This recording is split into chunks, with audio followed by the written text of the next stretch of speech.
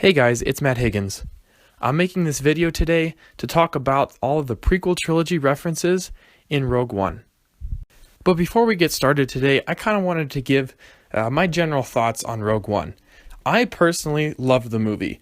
I thought it was better than The Force Awakens, mostly because it felt more familiar than The Force Awakens.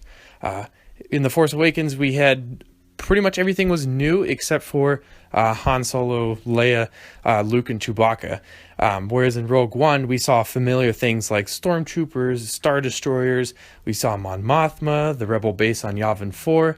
A lot of those elements from the original trilogy that really helped me feel like we're more in Star Wars. So, me personally, I loved the movie. There were more prequel references in Rogue One, which I was very happy to see. It shows that Lucasfilm is starting to integrate more prequel references into the new content, and they're kind of shifting away from this ignoring the prequels type of mentality, because there is really a lot of lore in those movies that they can really use to beef up some of the content that they're creating during the original trilogy era. Alright, now before we dive into the prequel references here in Rogue One, I want to give a quick spoiler warning. If you haven't seen Rogue One, go and see it. We're not going to drop too many major bombshell spoilers here in this video, so if you're okay with being a little spoiled, that's fine. But if you absolutely don't want to know anything about Rogue One before you see the movie, don't watch this video. Go check out some of my other videos beforehand. Go see Rogue One, then come back and watch this video. Alright, so let's get started. Khorasan can be briefly seen during Jyn's flashback sequence. In this scene, we see Jyn and her family on Khorasan, including Orson living in their apartment. Now we know that this is Khorasan because the skyline is pretty iconic, as well as the architecture in the room definitely says a metropolitan type of planet, and for the most part we know that that would be Khorasan. This is confirmed because in the Rogue One Catalyst novel, which is a great read by the way, that is where the Ursos lived. They lived on Khorasan in the research facility. And if you haven't read Rogue One Catalyst, I would recommend reading it. It is a great book, so definitely pick that up. And if you can read it before the movie, make sure you do.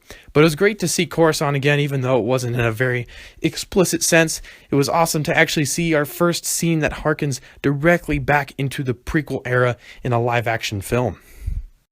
I don't know about you guys, but one of my favorite sequences from this film was seeing Vaders Castle. Now, Vaders Castle is actually on Mustafar, and if you've seen Star Wars Episode 3 Revenge of the Sith, you know how important this planet is. And while it's not explicitly stated that this planet is Mustafar, Pablo Hidalgo pretty much confirmed it on Twitter. I personally think that this is awesome that we're seeing prequel-era planets return in Rogue One. I also think it's really cool that this castle is on Mustafar. It shows that Vader still has that deep-seated anger for himself and what he's done. The planet allows him to channel the dark side and keep the old Anakin Skywalker and the light side at bay within him.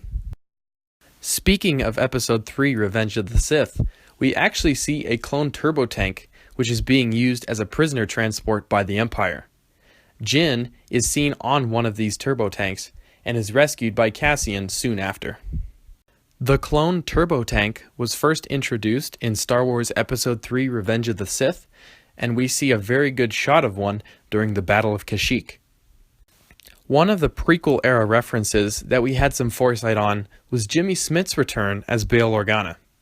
I was genuinely surprised to see how much screen time he got in the film. In his interview, he stated that the cameo was very small. I was also happy to see that he referenced Obi-Wan Kenobi and the Clone Wars.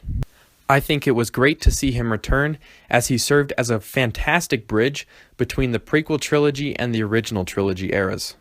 Another smaller reference to Star Wars Episode 3 Revenge of the Sith is that the actress who played Mon Mothma in Rogue One also played Mon Mothma in a deleted scene.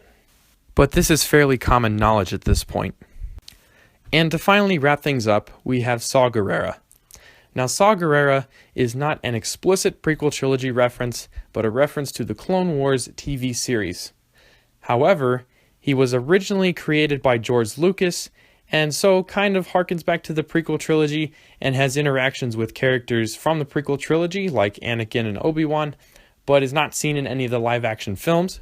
However, I did think it was very awesome to see a character from the TV series come into a live action film.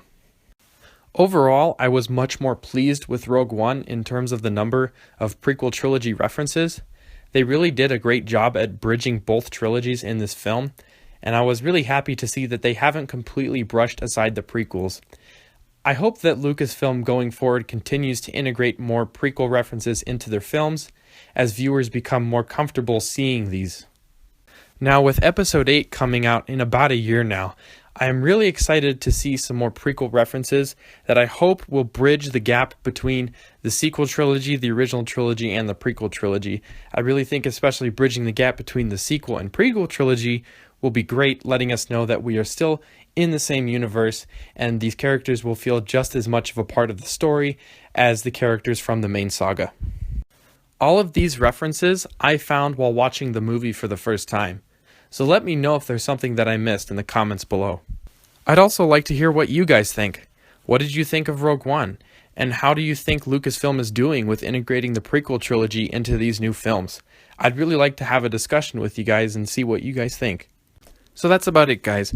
Give the video a thumbs up if you liked it, thumbs down if you didn't, and subscribe for more prequel related content, including lore, discussions, as well as anything canon about the prequel trilogy.